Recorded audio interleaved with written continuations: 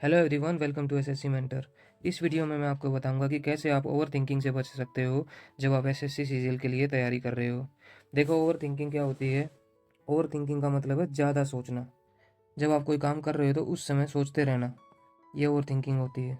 और ये over thinking जो होती है मोस्टली नेगेटिव होती है, यानी कि हम अपने बारे में बुरा सोचते रहते हैं। एक एग्जांपल लेते हैं, जैसे कि स्टूडेंट ये सोचते हैं कि पता नहीं मेरा सिलेक्शन होगा या नहीं होगा। तो इससे होता क्या है, इससे एक्चुअली मन में डर बैठ जाता है, घबराहट होती है और तनाव पैदा होने लग जाता है, टाइम वेस्ट होता है और आगे पढ़ाई भी नहीं कर पाते। इंसान ओवर थिंकिंग तभी करता है जब उसको टाइम मिलता है ओवर थिंकिंग करने के लिए।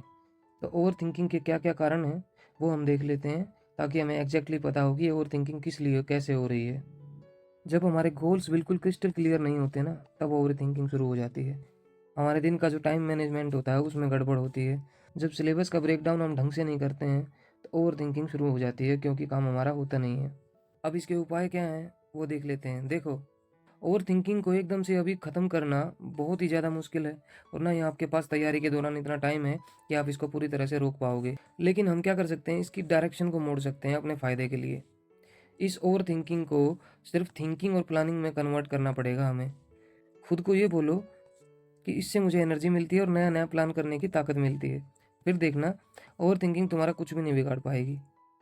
पढ़ाई करते हुए जब भी मन ओवर थिंकिंग करने लगे तो खुद को मन में ये बोलो कि मैं एक स्पेशल टाइम दूंगा इस ओवर थिंकिंग के लिए। अच्छा और बुरा दोनों सोचूंगा, फिलहाल मैं पढ़ लेता हूँ। ऐसा बोलने से ये बिल्कुल क्लियर हो जाएगा कि चाहे कुछ भी हो, ये पढ़ने का टाइम है। और जब भी आप पढ़ाई करने के बाद ओवर थिंकिंग करने के लिए बैठोगे तो सिर्फ अच्छा ही सोच पाओगे, बुरा या नेगेटिव सोच ही नहीं पाओगे, क्योंकि अभी अभी आपने अपने गोल्स पूरे किए हैं, कुछ अचीव किया है आपने। मेरा कहने का मतलब ये है कि कभी भी खुद को ओवर थिंकिंग करने से रोकना नहीं है, बस उसकी डायरेक्शन और टाइम को बदल देना है। फिर ना ओवर थिंकिंग रहेगी और ना ही भविष्य का डर, ना घबराहट।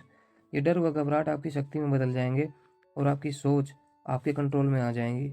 जब भी आप थिंकिंग करोगे तो वो प्रोडक्टिव हुई होगी और आपको पढ़ाई में मदद करेगी। देखो फ्रेंड्स, इस दुनिया का हर इंसान ओवर थिंकिंग करता है। ओवर थिंकिंग कोई इतनी बुरी चीज़ नहीं है।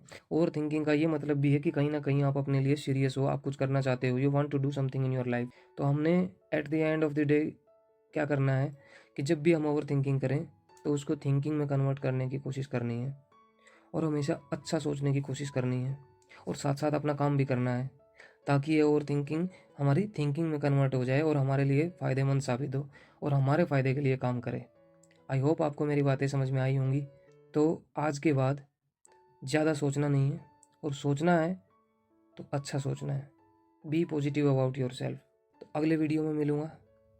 नए हो तो चैनल को सब्सक्राइब कर लेना और वीडियो को लाइक ज़रूर कर देना। Till then bye, take care.